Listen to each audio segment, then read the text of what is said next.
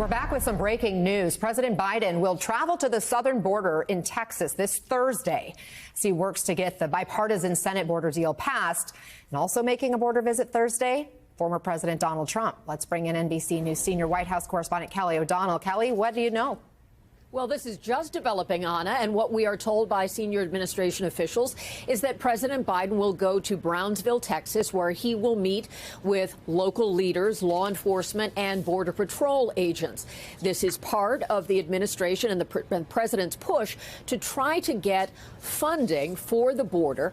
And we have seen the president talk publicly before about the fact that the union representing the Border Patrol agents has been supportive of the package that the White House worked with members of the Senate to craft that would include national security and funding for the border. It would also make policy changes related to some of the key steps that have been really long-standing areas of tension, conflict, and difficulty with the border. So for President Biden to go to the border is significant on its own. When you put it in the context of this spending issue, there's a critical urgency to that.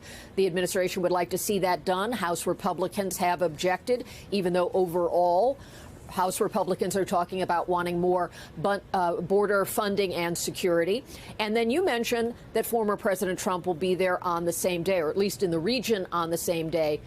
That's one of those strange constellations of political power, and it will certainly create for a very interesting on-the-ground scenario for law enforcement and everyone else involved in a trip involving the current president and a former president. But it really highlights how border-related issues are driving the national conversation in terms of security, in terms of resources, and in the very raw politics of the moment that we're in.